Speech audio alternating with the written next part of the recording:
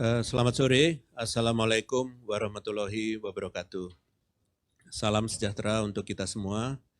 Kami dari gugus tugas percepatan penanganan COVID-19 ingin menyampaikan tentang hal-hal yang terkait dengan menuju masyarakat produktif dan aman COVID-19. Pertama adalah kita ingin menjelaskan tentang cara pembobotan nilai dari indikator suatu daerah nantinya akan diberi zonasi dengan berbagai warna yang berbeda-beda. Pertama, kami ingin menyampaikan bahwa pemulihan daerah menuju kondisi produktif dan aman dari COVID-19 ini menggunakan indikator-indikator yang diadopsi dari WHO. Indikator-indikator ini terdiri dari 3 kriteria penting. Yang pertama adalah epidemiologi, yang kedua adalah surveillance kesehatan masyarakat, dan yang ketiga dari pelayanan kesehatan. Kalau kita melihat data, maka dari itu kita menggunakan data-data yang terkait dengan laju kasus positif, ODP, dan PDP. Selain itu, kami juga menggunakan pendekatan tingkat kesembuhan serta kematian atau mortalitas, digabung juga dengan pemeriksaan spesimen, dan yang terakhir juga dengan jumlah tempat tidur di rumah sakit rujukan. Pembobotan dilakukan pada setiap kategori yang merupakan hasil dari kalkulasi untuk tiap daerah. Sumber data yang digunakan berasal dari data surveillance dan database dari rumah sakit se-Indonesia yang dari dulu selalu dikumpulkan ke Kementerian Kesehatan. Data-data tersebut dianalisis merupakan data kumulatif mingguan. Sedangkan status risiko dari suatu daerah akan diupdate secara berkala tiap minggu per kabupaten dan kota, selain juga menjelaskan tentang kondisi kolektif dari sebuah provinsi. Berikutnya kami ingin menjelaskan tentang tingkat risiko masing-masing daerah. Di sini ada 4 macam zonasi. Zonasinya adalah hijau, kuning, oranye, dan merah.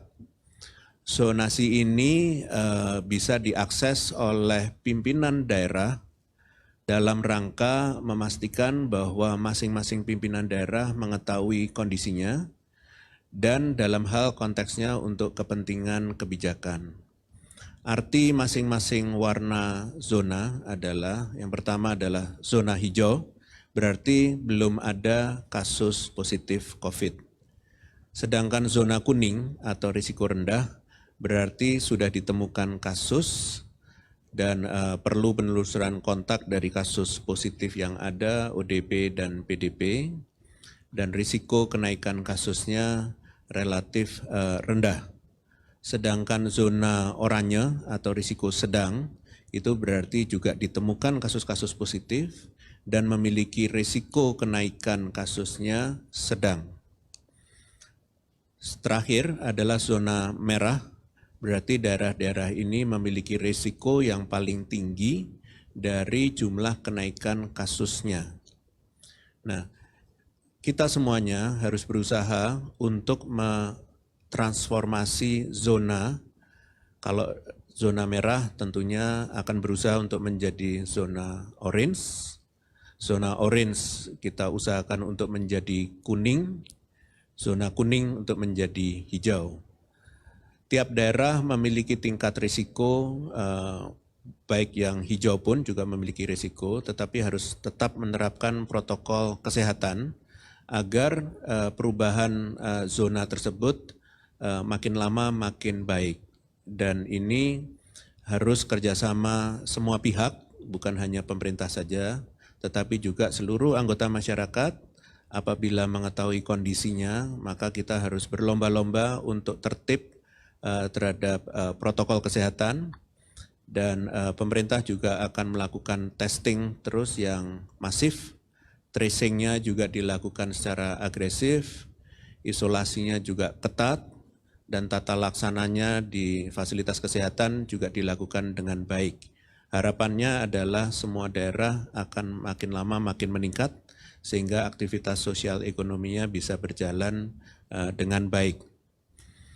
Ketua Gugus Tugas Pusat telah memberikan arahan kepada pimpinan daerah, yaitu Bupati dan Wali Kota serta para gubernur sebagai kepala atau ketua gugus tugas di daerah, baik itu kabupaten kota maupun provinsi, agar proses pengambilan keputusannya itu dapat betul-betul sesuai dengan kondisi yang ada dan kemampuan daerah untuk betul-betul dapat menjalankan kegiatannya.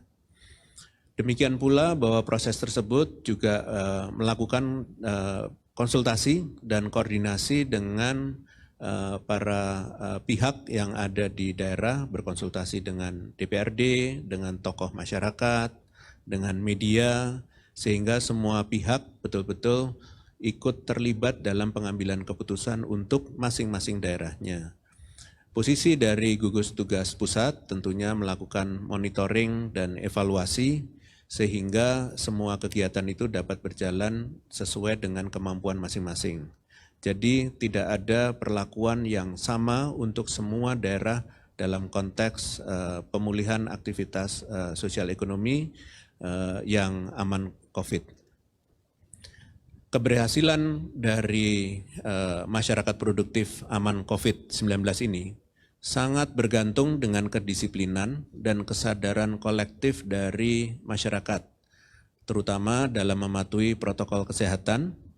Dan kita harus memastikan protokol 4 sehat 5 sempurna era COVID-19, yaitu menggunakan masker, jaga jarak, cuci tangan sebelum menyentuh mata, hidung, dan mulut, istirahat yang cukup, olahraga yang cukup, dan jangan panik, serta mengkonsumsi makanan yang bergizi.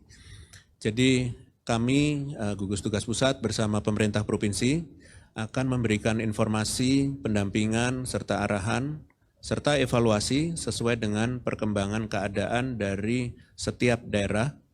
Dan kami berharap bahwa kerjasama dari semua pihak ini akan membawa kondisi yang lebih baik untuk Indonesia secara keseluruhan. Demikian informasi dari kami. Terima kasih. Selamat sore. Wassalamualaikum warahmatullahi wabarakatuh.